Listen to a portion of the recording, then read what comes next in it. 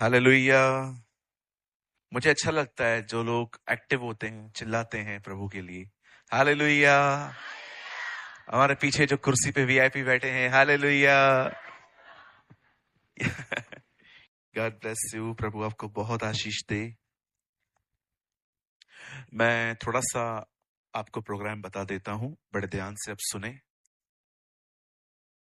मैं आज सिर्फ 1 घंटा आपसे बात करूंगा। उसके बाद कल हम सुबह फिर से मिलेंगे बाइबल स्टडी में। फिर शाम को हम फिर क्रूसेड पे मिलेंगे। फिर परसों भी हम सेम मिलेंगे। इस मीटिंग में शायद सबसे मिलना ना हो, क्योंकि आप बहुत हैं। अगर मैं एक एक से मिलूंगा तो मुझे लगता है मैं सुबह तक इधर ही रहूंगा। हम कल की सुबह में सबसे मिलेंगे। आप जितने भी लोग आएंगे मैं आपसे मिलूंगा, आपसे बात भी करूंगा। ठीक है? चलिए, पास वाले को अच्छी सी स्माइल दीजिए। आइए, जो आपके बाजू में बैठे हैं उनको थोड़ा सा अच्छा स्माइल दो। हाँ, उनको बोलो कभी कभी हंस भी लिया कर भाई। हाँ, अच्छा दिखता है तू हंसते हुए। है ना? बहुत लोग बहुत गंभीर होते, हंसते ही नहीं है। किश्तों में हंसते हैं। है ना? होता है ना? किश्तों में हंसते हैं। आपने कभी लिए इंस्टॉलमेंट पे चीज लिए? कभी लेके आते हैं ना हम इंस्टॉलमेंट में चीजें, किश्तों में मोबाइल लेके आते हैं, फिर महीने महीने पैसे देते हैं। तो बहुत लोग किश्तों में हंसते हैं। थोड़ा हंसेंगे, फिर चुप हो जाएंगे, फिर हंसेंगे। नहीं नहीं नहीं, प्रभु चाहता है आप हमेशा हंसते रहे। आमीन। आइए हम सब मिलके यीशु के लिए एक अच्छी ताली बजाएंगे, सब मिलके। Come on.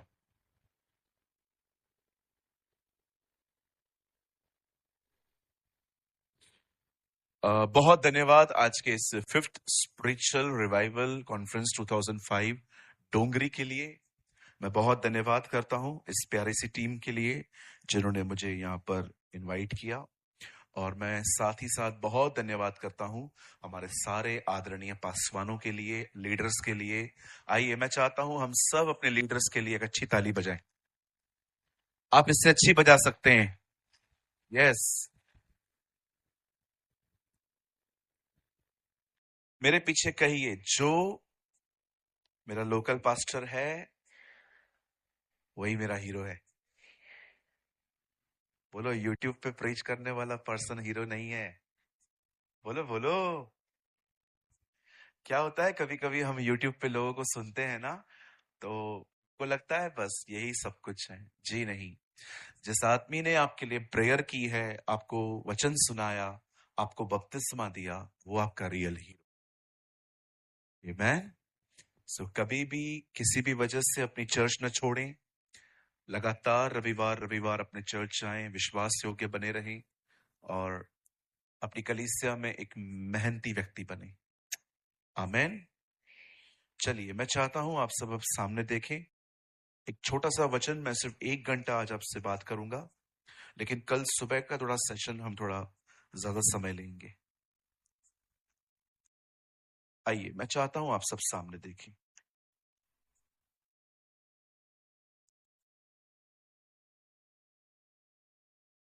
हमारी बाइबल में, एक को बंद करिए, आवाज बढ़ा दीजिए सर। हमारी बाइबल में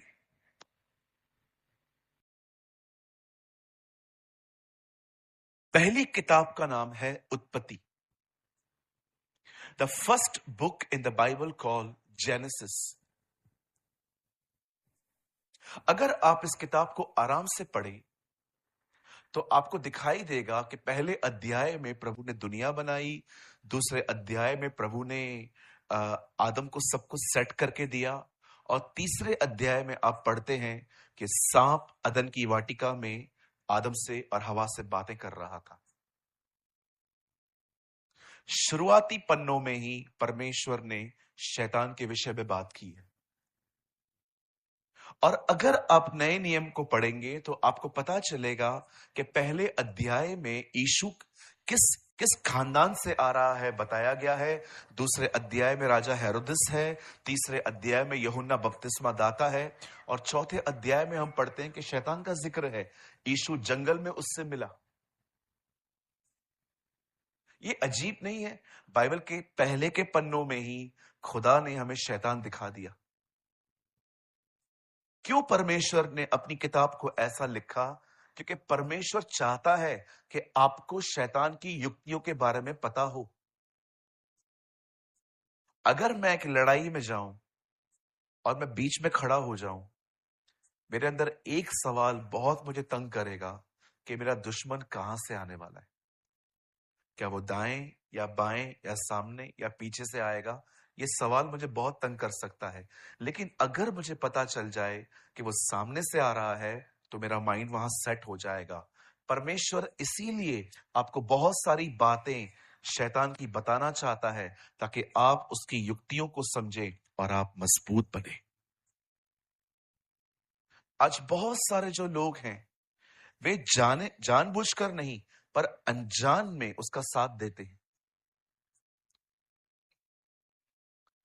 आज मैं आपको बताना चाहता हूं कि शैतान का सबसे बड़ा काम आपकी जिंदगियों में क्या है, और कई बार आप उसके अंदर फंस जाते हैं। और मोस्ट ऑफ यंग लोग जो होते हैं, स्पेशली आज का यूथ जो है, उसे पता नहीं चलता कि वो उसके लपेटे में आ गया है। सो टुडेस वर्ड, आज का जो वर्ड है, वो फोकस के ऊपर है, जिसे हिंदी में कहते हैं ध्यान। मेरे पीछे कहिए, आज प्रभु मुझे फोकस में कुछ सिखाएगा। हाँ, आप जानते हो कितनी जिंदगियां खराब हो गई, कितनी जिंदगियां बर्बाद हो गई, वो कुछ कर नहीं पाए क्योंकि उनका ध्यान गलत चीजों पे केंद्रित था।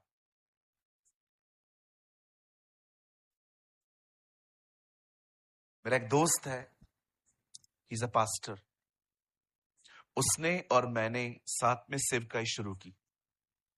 आप विश्वास कीजिए, स्टार्टिंग के 6 महीनों तक मेरे पास सिर्फ 7 से 8 लोग आते थे। मेरे दोस्त के पास भी 7 से 8 लोग ही आते थे, ज्यादा लोग नहीं होते थे हमारे पास। मेरा दोस्त इस बात से बहुत निराश हो जाता था। वो कहता था, चर्च क्यों खोली है मैंने, लोग तो आ नहीं रहे। मैं उसे हमेशा एक बात कहता था, चर्च में ये मत देख कि कितने लोग आ रहे हैं, ये देख प्रभु की उपस्थिति होनी चाहिए।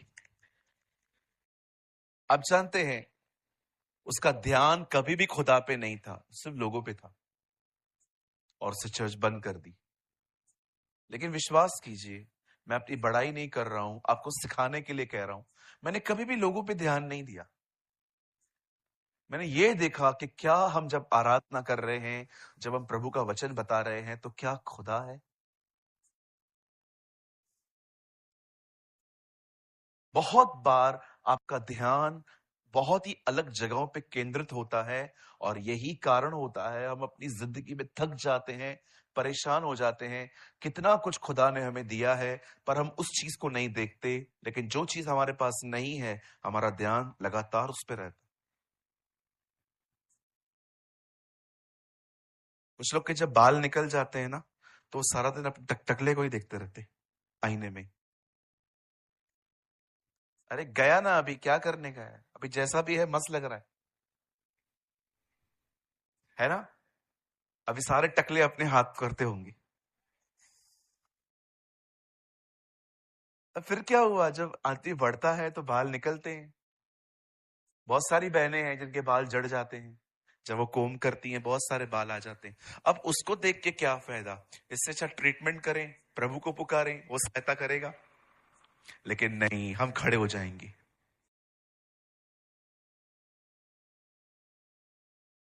मम्मी, हाँ, झाड़ू जितने बाल बच्चे हैं। हम कई बार ऐसी चीजों पे केंद्रित हो जाते हैं, हमें पता ही नहीं चलता कि एक्चुअली हमारा ध्यान कहाँ चला गया। आजकल का यूथ देखो, सारा दिन पबजी खेल रहा है। कहिए पबजी। हाँ, आप जानते हैं पबजी की खाली इंडिया, खाली मुंबई में खेलते हैं, यहाँ पर खेलते हैं लोग बहुत। हाँ, दिखे बोल रहे हैं बहुत। कई बार रात को लड़के लोग बाहर बैठे रहेंगे। एक बार मैं घर से नीचे उतर रहा था, नीचे गोलियों की आवाज आ रही थी। मुझे लगा पता नहीं क्या हो रहा है, 6-7 लोग पबजी खेल रहे थे, घुसे हुए रहते अंदर, घुसे हुए। बाइबल पढ़ने का टाइम नहीं है, प्रेयर करने का टाइम नहीं है, फास्टिंग प्रेयर में गायब रहते। आप फास्टिंग करोगे ना, उसे तो दिखाई नहीं देंगे कुछ लोग आपको। कौन भूखा रहे यार, पास्टर को रहने दे। गलत चीजों पर केंद्रित। सो तैयार हैं आप लोग? हम शुरू करें। मैं विश्वास करता हूं आज का वचन आपको बहुत आशीष देगा। आमेन। मैं दुआ करके आया हूं आज के वचन को सुनने के बाद आपका ध्यान यीशु मसीह पर जाए। आमेन। आओ हम विश्वास के कर्ता और सिद्ध करने वाले यीशु की ओर ध्यान दें। Let us fix our eyes on Jesus, the one, a finisher and the author of your faith. है ना? यीशु की तरफ देखना चाहिए ना? चलिए मेरे साथ अपनी बाइबल को खोलें। आप मेरे साथ खोल सकते हैं एस्तर की किताब, उसका 5 अध्याय। Open your Bible with me, the book of Esther chapter 5। मेरे साथ खोलिए एस्तर की किताब, उसका 5 अध्याय। सबने खोल लिया? मिला? चलिए अपने पास वाले का मदद करिए। देखिए उनको नहीं मिला है तो उनकी सहायता करिए। ढूंढो तो तुम पाओगे।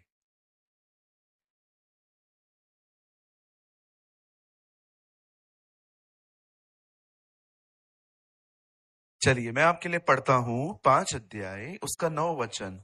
उस दिन हामान आनंदित और मन में प्रसन्न होकर बाहर गया, परंतु जब उसने मौद्रिके को राजभवन के फाटक में देखा कि वह उसके सामने न तो खड़ा हुआ और न हटा, तब वह मौद्रिके के विरुद्ध क्रोध से भर गया। ओ आइए, मैं चाहता हूं आप सब सामने देखिए। अब बाइबल छोड़ दीजिए बहन भाई, बाइबल छोड़ दीजिए और सब सामने देखिए। हमारी बाइबल में एक किताब है, इस किताब का नाम है एस्तर। यह बाइबल की इकलौती किताब है जिसमें परमेश्वर, प्रभु, यहोवा, यीशु मसीह, पवित्र आत्मा, कोई नाम नहीं। There is no mention about God in this book. यह बाइबल की एक ऐसी किताब है जिसमें परमेश्वर का नाम नहीं है, लेकिन हर अध्याय में आपको प्रभु का काम मिलेगा। मेरे पीछे कई है परमेश्वर बहुत बार पर्दे के पीछे काम करते हैं। हो सकता है आज यहां पर किसी की जिंदगी ऐसी है यहां पर कि वो सोचते हैं पास्टर हम कितना प्रेयर कर रहे हैं, कोई जवाब नहीं देता, प्रभु सुनता नहीं है, हमारे युद्धों में शामिल नहीं होता। विश्वास कीजिए, पर्दे के पीछे आपका परमेश्वर आपके लिए लड़ रहा है। God is fighting for you. कभी ये ना सोचे कि प्रभु कुछ नहीं कर रहे हैं, वो हमेशा काम करता है। यीशु ने कहा मेरा पिता काम करता है, इसलिए मैं भी काम करता हूं। आमीन। अब बड़े ध्यान से सुने, इस किताब के अंदर एक खूबसूरत बात का वर्णन है। बाइबल कहती है एक राजा था जिसका नाम था शरेश। उस राजा ने एक दिन सूचना दी सबको कि मैं एक बहुत बड़ी पार्टी अरेंज कर रहा हूं, और बाइबल कहती है वो 127 प्रांतों पर राज्य करता था। और परमेश्वर का वचन कहता है उसने अपने सारे लोगों को कहा आ जाओ मेरे दरबार में। और आप जानते हैं ये बाइबल की एक ऐसी पार्टी थी जो 180 दिन चली। 6 महीने पार्टी चली है। हर तरह का खाना, हर तरह की शराब उन दिनों में वो लोग परोस रहे थे वहां। और उन्हीं दिनों में राजा ने अपनी जो उसकी रानी थी वष्टी, उसे संदेश भेजा कि मैं चाहता हूं तू अपनी खूबसूरती में हमारे बीच में आ। जब रानी वष्टी को यह बात पता चली कि ही कॉल्ड मी, वो मुझे बुला रहे हैं, रानी वष्टी ने साफ कहा मैं नहीं आऊंगी। जब राजा को यह बात पता चली कि वो आने से मना कर रही है, अब प्रॉब्लम ये नहीं थी कि वो नहीं आ रही है, प्रॉब्लम ये थी ये मेरी बात नहीं मान रही है। अब बात ईगो पे आ गई। कहिए ईगो, कहिए ई प्लीज गो।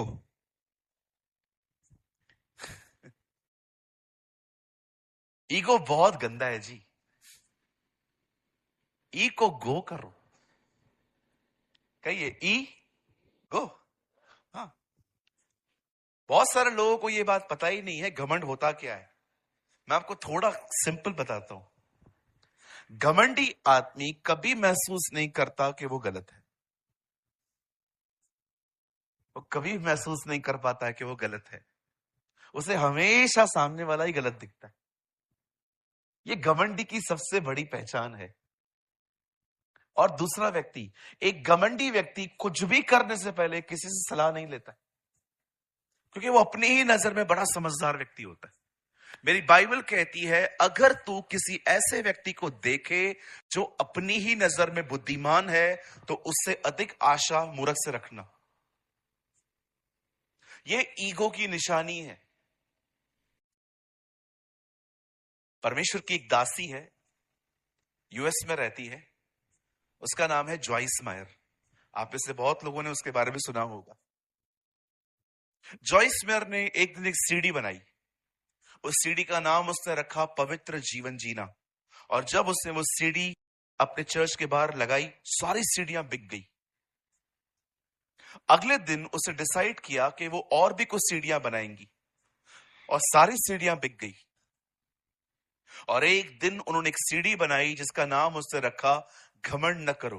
वो सीढ़ी एक भी नहीं बिकी, क्योंकि जब लोग वहां से जा रहे थे और सीढ़ी को देख रहे थे और देख रहे थे नाम क्या है, घमंड न करना। हम तो करते ही नहीं है, हम क्यों लें। बहुत सारे लोगों को लगता है उनमें कोई घमंड नहीं है। ये भी घमंड है। कुछ बोलूं, बुरा नहीं मानेंगे? पक्का? बोलो बाजू वाले को बुरा नहीं मानने का।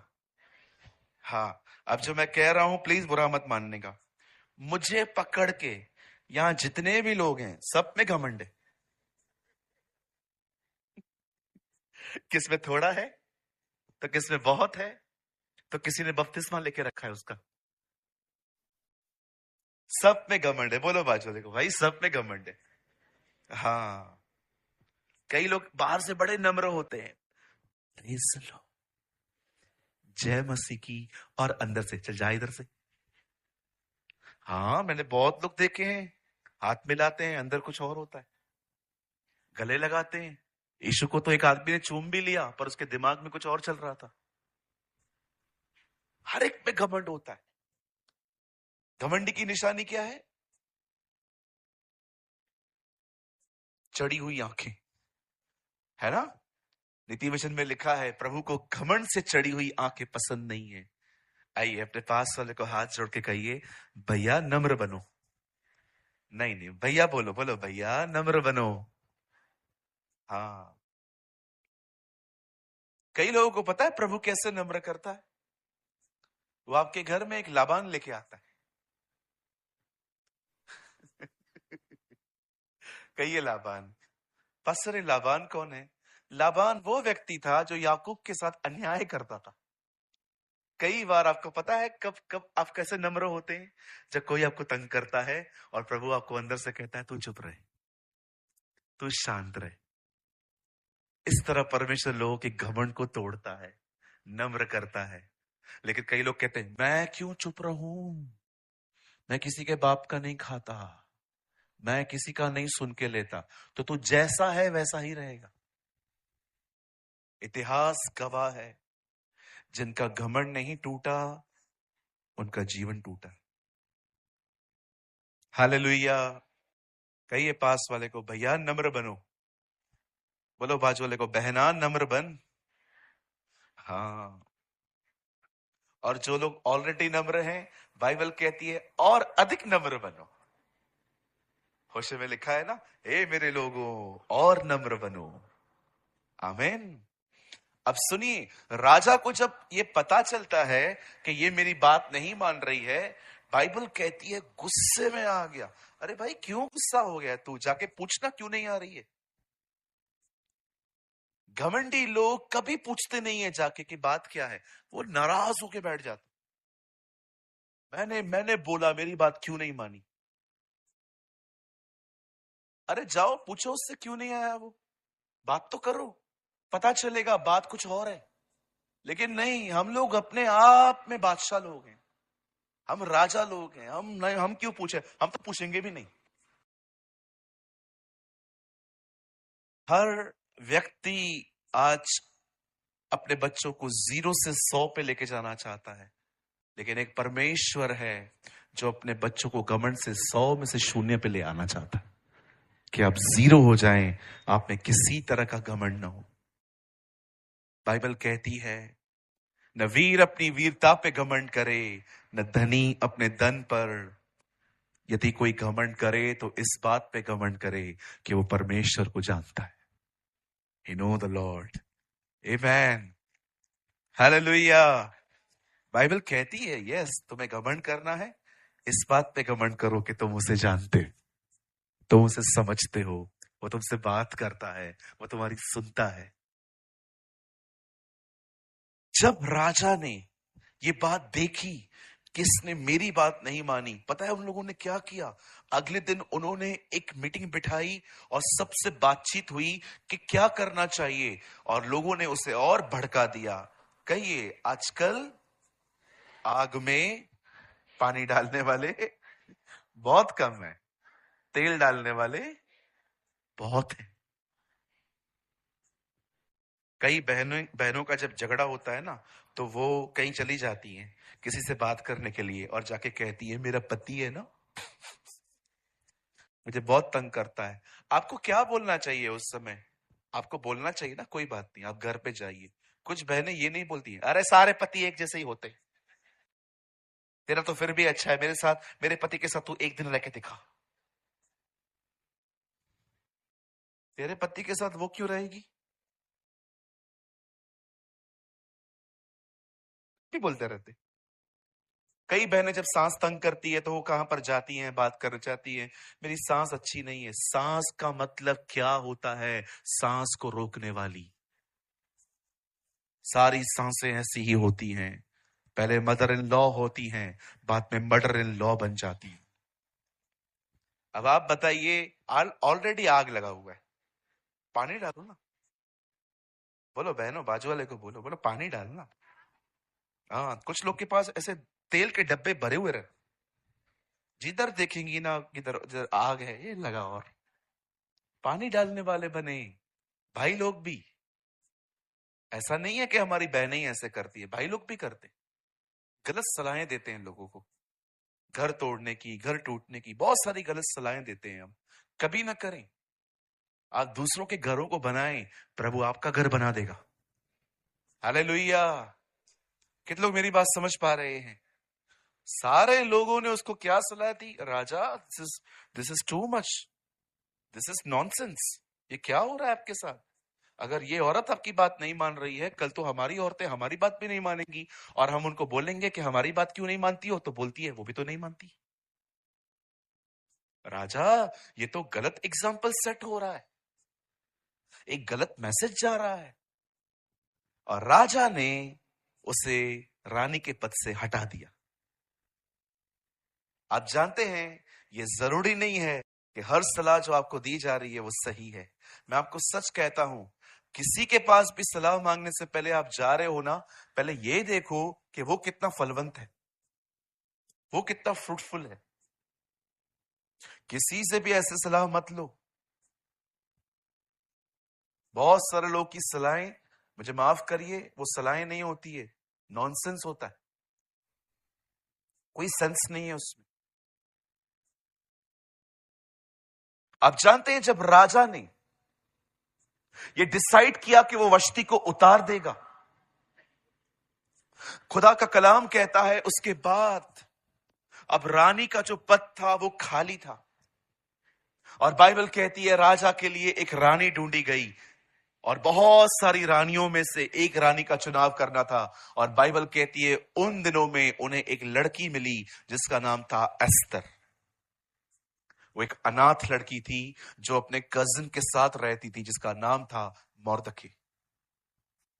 आप जानते हैं, जब मोर्दके को और एस्थर एक साथ रहती थी। अब लोगों ने देखा कि वो खूबसूरत है, वो रानी बन सकती है।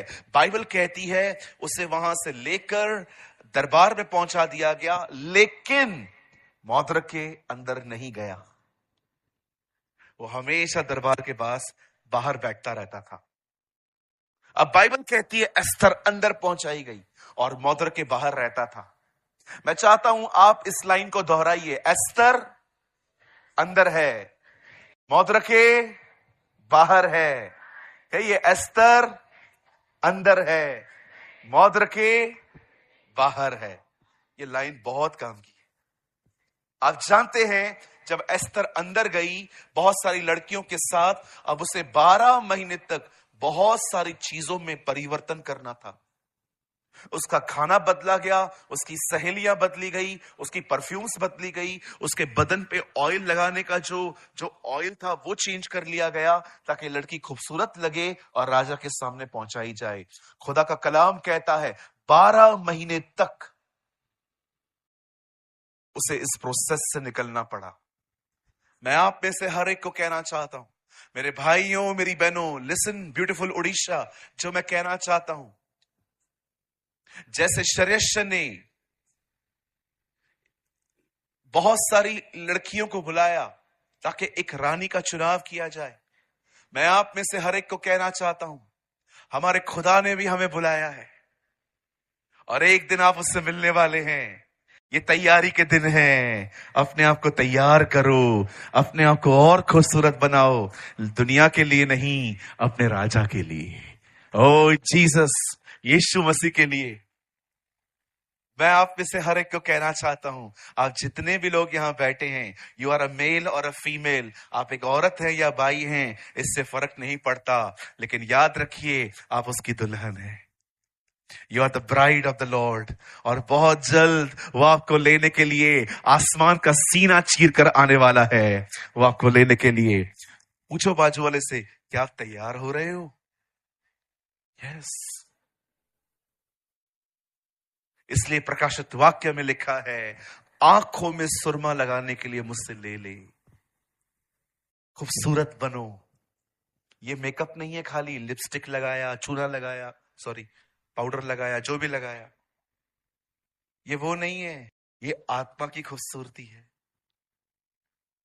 ये खूबसूरती नम्रता है। ये खूबसूरती है दीन बनना, कि आपको प्रभु ने बहुत कुछ दिया है लेकिन आप में कोई घमंड नहीं। हो सकता है आप एक बैंक में जॉब करते हैं, आप बिजनेसमैन हैं, आपके पास कार है, लेकिन you have a zero pride, कोई घमंड नहीं है आप में। इसे कहते हैं दीन बनना।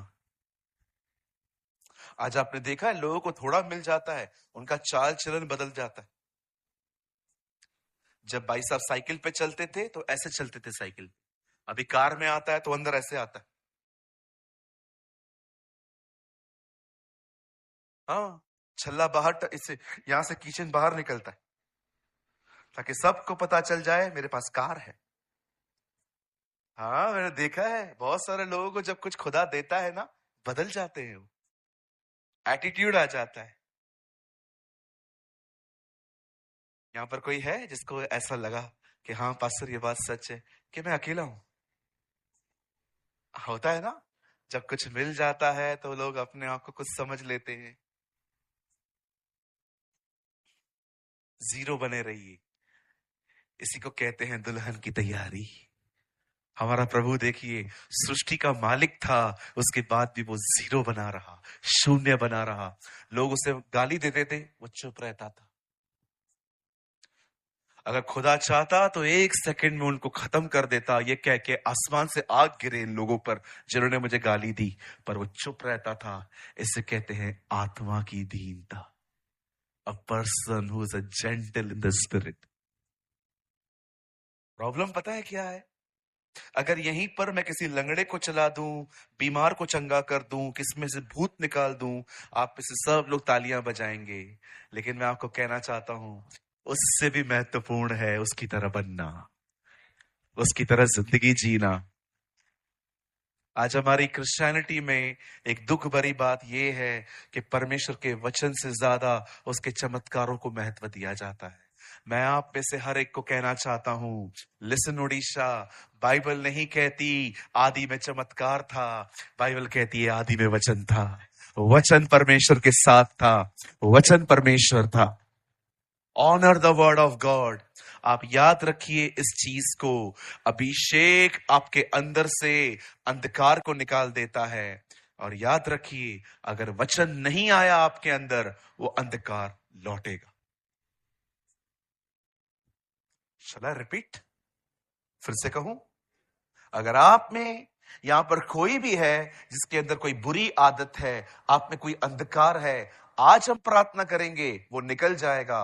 लेकिन याद रखिए, अगर आपने अपने अंदर यह वचन नहीं डाला, वो अंधकार अकेला नहीं, बाइबल कहती है 7 आत्माओं को साथ लाएगा। इतना इंपॉर्टेंट है ये। मैं आपको कुछ बताऊं, आप हैरान हो जाएंगे।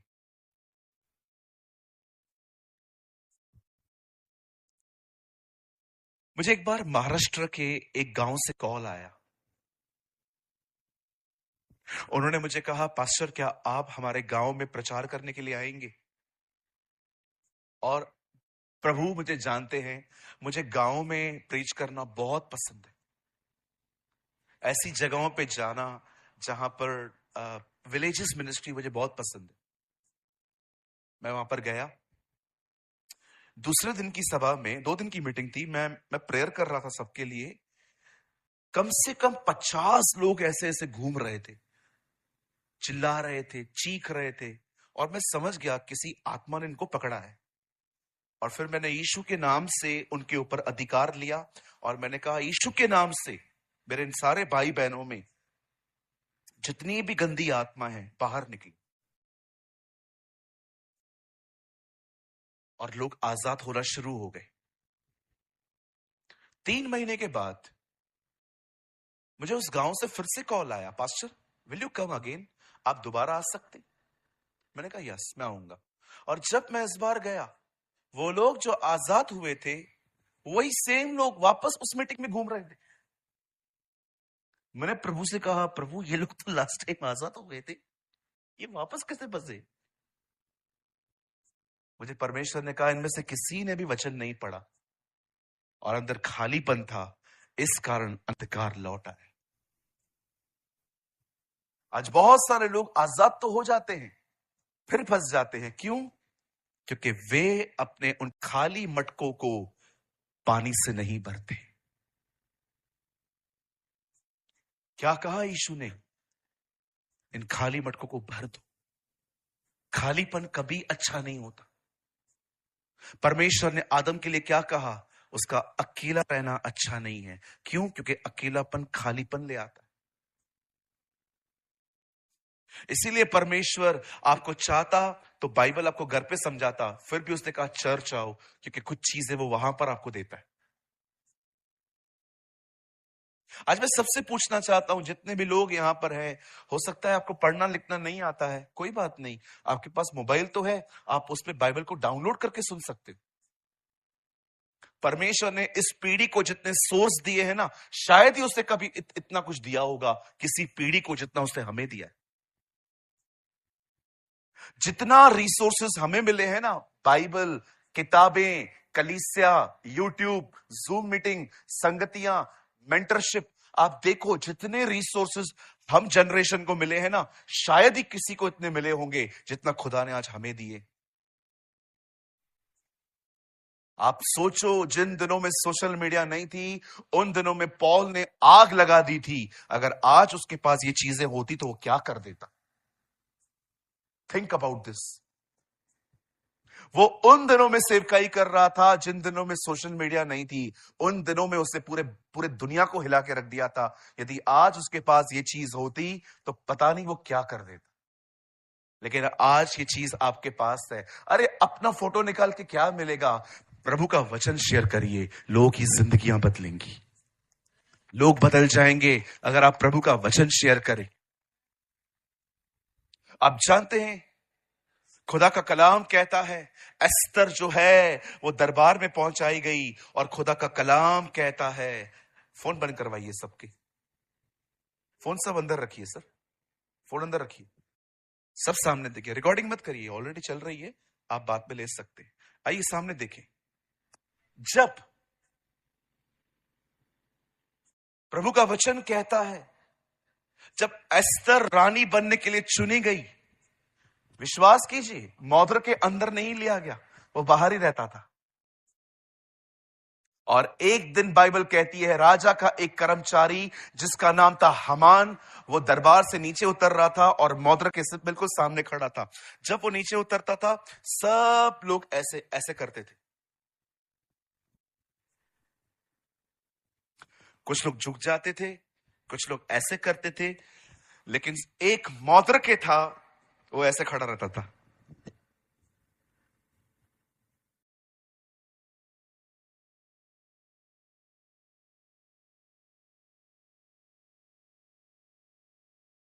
वो नहीं झुकता था,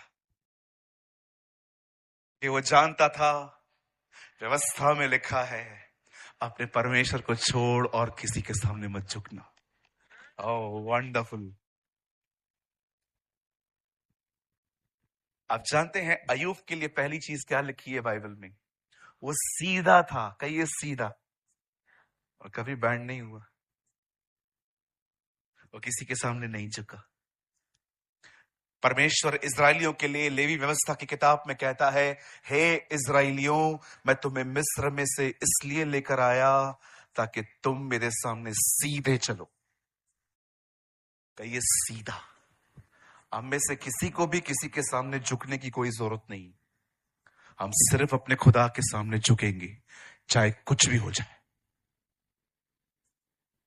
मौद्र के झुकता ही नहीं था, और जब ये चीज हमान देखता था कि ये बंदा मेरे सामने नहीं झुकता, बाकी सबके सामने झुकता है, ये चीज उसे तंग करती थी, डिस्टर्ब करती थी।